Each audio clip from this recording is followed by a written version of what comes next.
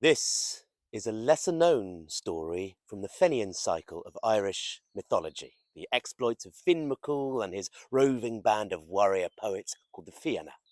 And this in particular is the story of how one of them, Diarmaid, the bravest and most handsome of the Fianna, how Diarmaid got his love spot. And this story has a riddle at the end, so wait for that.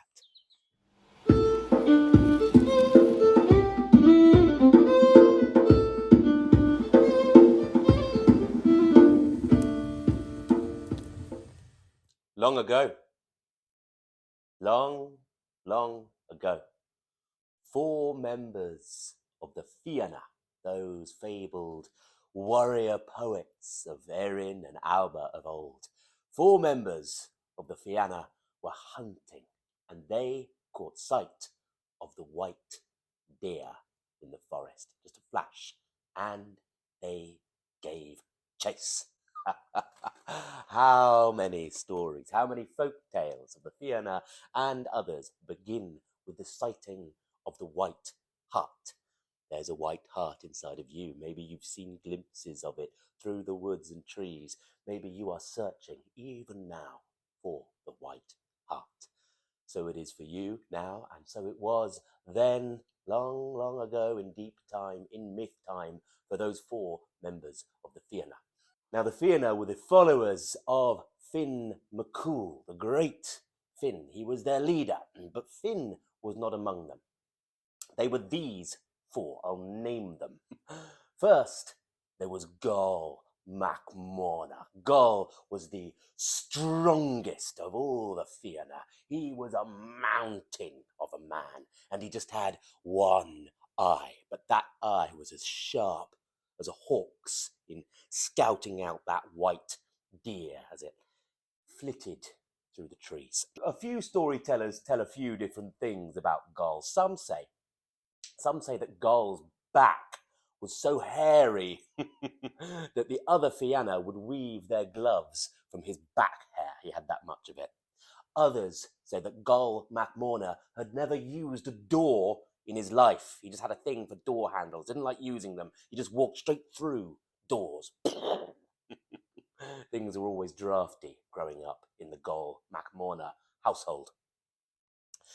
Also, among the Fianna was young Cumhaill, the fastest, the swiftest of all the Fianna. It is said that he could run over a grassy field and the blades of grass would not even bend.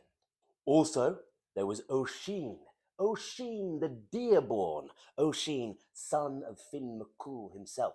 Oisin, son of the chief.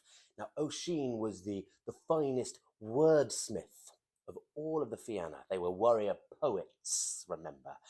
He could play the finest music, he could compose the finest poetry and the sweetest song. Oisin, son of the deer. And last, but definitely not least, in this story was Diarmaid, or Diarmaid. Diarmaid was the most handsome and bravest of the Fianna. And this is the story of how he got his love spot. So these 4 members of the Fianna were chasing that white hart through the forests, and as you well know, when you are chasing the white hart through the forests, you can think of nothing else. So they followed, full of the frenzy of the hunt, through the woods, and the sun was getting low in the sky, casting long, dark shadows through the forest, and then eventually, like a spirit, that white deer just eluded them, escaped, as it so often did, into the deep, dark parts of the forest, and the Fianna could go no further. Night was drawing in, and they needed a place to lay down their heads for the night, and it would be a cold, cold night. But just then, sharp-eyed Gall MacMorna, with his one eye, spied a light, a glimmering light like firelight, deep in the forest. Well, what did they have to lose? So the brave warrior hunters of the of the Fianna approached this little light in the forest, which grew larger and larger, and it was a little cottage. It resolved itself into a little hut in the wood, maybe a simple woodsman's hut, little thatch and wood dwelling, and the orange light was spilling out onto the forest floor all around. Standing on the threshold of this little woodland cottage, as if waiting for them, was an old man, older than the older of the older of the old of the old of the old of the old. He was wizened and so tiny you could put him in a sock. He was ancient old man with milky eyes and wrinkles on the wrinkles on the wrinkles of his skin. "Welcome," said this wizened old man, and he knew them all by name. "Welcome, Goll MacMorna," he said. "Welcome, Cumhaill, swiftest of the Fianna. Welcome, Oisin, son of the deer, and welcome to you, Diarmaid, as well." And he invited the Fianna in, and inside the humble dwelling, which was a little bit larger on the inside than it was from the outside, was a richly appointed room with tapestries on the walls and a fire in the corner, and sat by the fire on a little wooden stool was the most beautiful young woman that any of the Fianna had ever seen in their lives. She had milk-white skin, just like the white deer they had been chasing. She had dark, beautiful eyes and long, dark hair stretching down to her waist. She was lithe, she was comely, she was beautiful to behold. Come in, said the old man. "Make yourself at home." You always have to do the voice of the old man in any story to bring it to life. So they sat themselves down, and then the man told the young lady to prepare food for their distinguished guests, the followers of Finn McCool, and she went out through a little door in the wall and came out with plates laden with all sorts of wonderful things, jugs of wine and mead, and she laid the table with freshly cooked lamb steaks and potatoes, even though they weren't in Ireland at this time, and various wonderful things and bread. And just as the Fianna sat down to eat, a black ram that was tied up in the corner of the room, unnoticed this whole time, pulled loose his rope and leapt up on the table and started just walking around with his little ram hoofs, upsetting the wine, putting his hoof in the lamb, spilling the figs over with his hoof, and he just started, doing that with his horn, with his curvy ram horns, and giving the evils to the Fianna. He was about at eye height with them, his little yellow slit eyes just really staring at them. And all the food had been overturned, and then Goll, who was, a little bit short-tempered, said, "Damn it! This ram has upset all the food on the table. Look, Cumhaill, why don't you be a good lad and just tie the ram up for us, would you?" So with that, the swiftest of the Fianna quickly grabbed hold of the ram's horns and tried to wrestle him back into the corner to tie him up again. But the ram was too strong for Cumhaill. He just butted him and put him on the floor, and then put one of his little ram trotters boom, on Cumhall's chest, just like that, pinning him, skewering him to the ground, and he went "Dah!" in mockery of the young warrior. Goll said, "Ha ha ha ha, bested by a sheep." "Your turn, Oisin, son of the deer." So Oisin, it was his turn to wrestle that ram into the corner. Now, the thing about Oisin, right, he was a great wordsmith, but he was also part deer. He was also part fairy. He was born of the she. His mother was a she-woman, and he had a certain way with animals. He could whisper ways to the animals, and he could communicate them.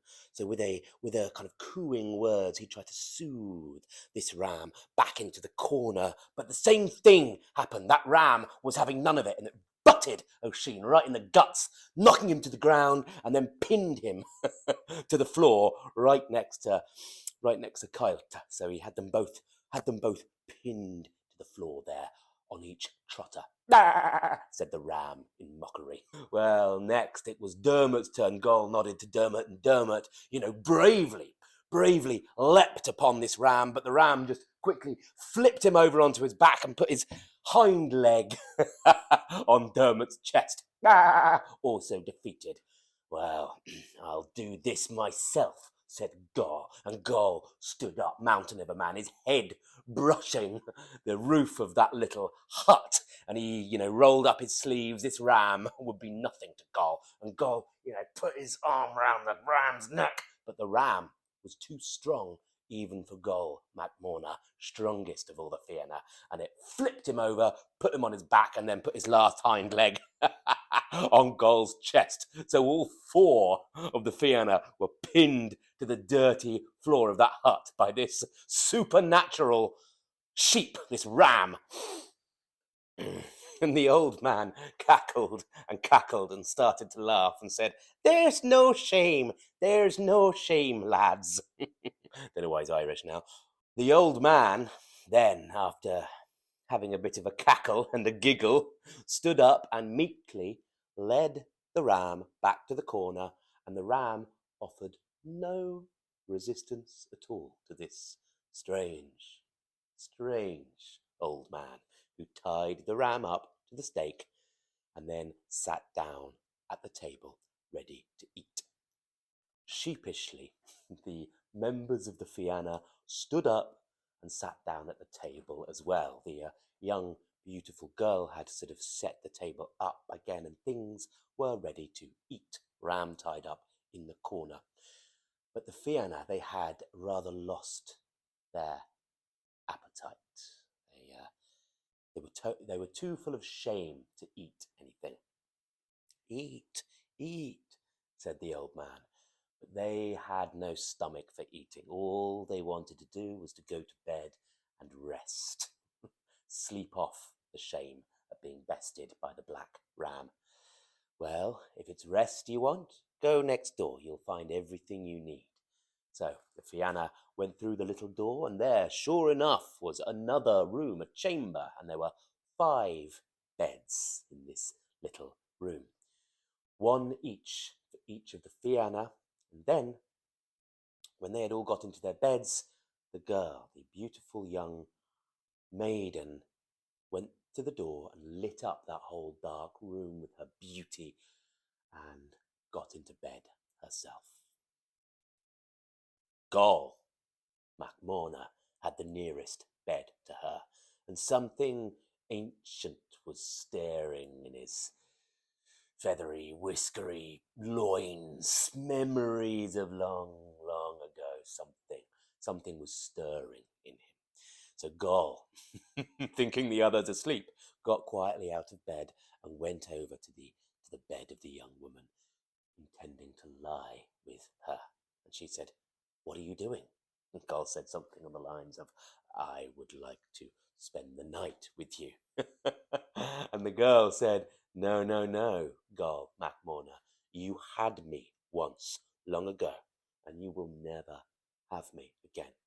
Go, back to your bed. And sheepishly, tail between his legs, Goll MacMorna crept back to his bed, searching his memory for any encounter with this beautiful young woman. Hundreds of feasts, hundreds of battles, the long annals of his memory.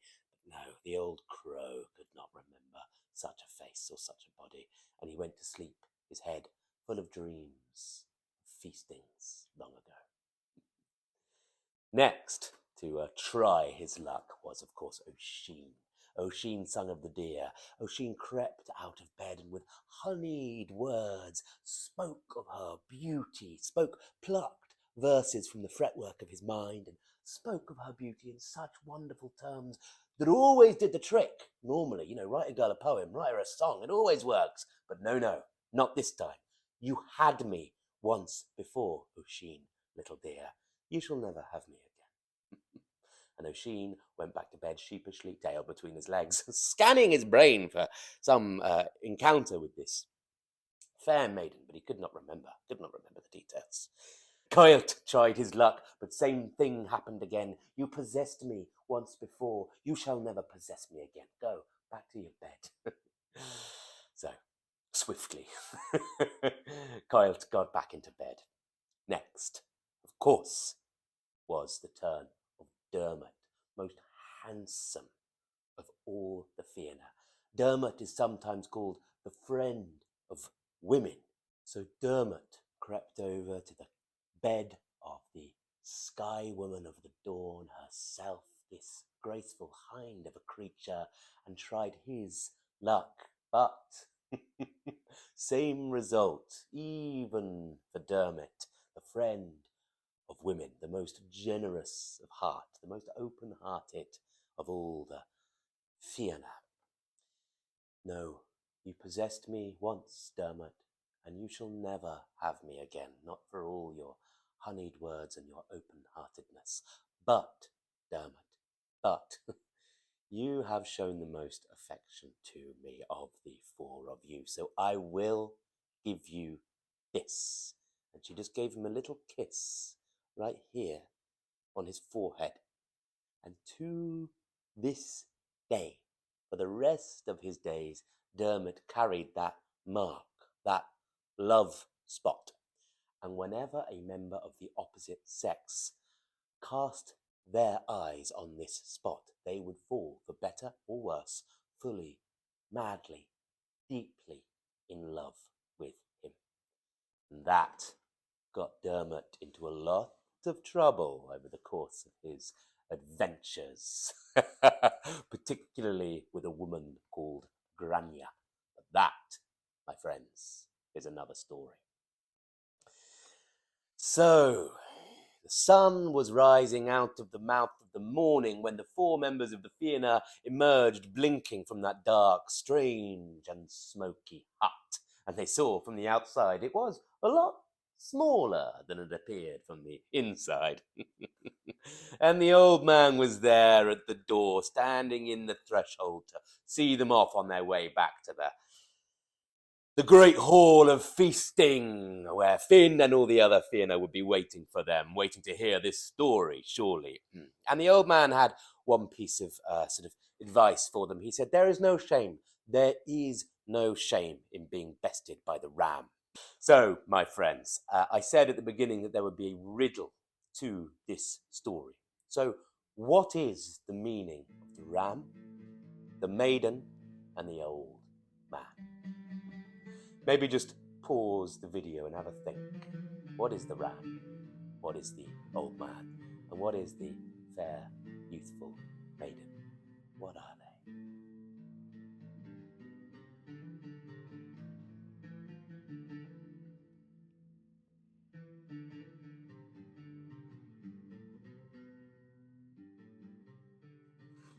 There is no shame in being bested by that ram, my dear friends, said the old man, because that ram is old age, and we all succumb to old age in the end. And of course, the fair maid, that was youth. Youth which you all possessed once and will never possess again. There is no shame in being bested by old age, because the only one that can beat old age and the ravishes of time, death itself. And the old man smiled and was gone. And they heard a voice in their ears, I will see you again in time. So, after their little brush with old age youth and the old man of death himself, the Fianna returned to their comrades outside of the woods and to their feasting halls and their meads and let's not go back there again. So, my friends, that is the story of how Diarmaid got his love spot, which is a bit of a theme in a lot of Irish mythology, particularly in the Fenian cycle. So if you want to hear some more Irish mythology, I have quite a lot on this channel. I'm also back in the UK now, so thank you so much to all of my Patreons. Your generosity really enables me to keep telling these stories, any of my Raven tier members, I am getting on with my commissions now, so I will be sending you your Ogham sticks or your spoons carved by the lovely Tamsin over there.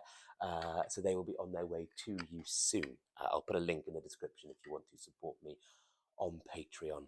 If you want to hear more stories like this, perhaps the adventures of Dermot with his love spot, then perhaps see The Daughter of the King Under the Waves, another story from Fenian mythology that I'll put here. Or maybe you want to hear more about Oisin, the little deer, and how he came to be. I'll put that story here. Thank you, my friends. See you again next time. Bye!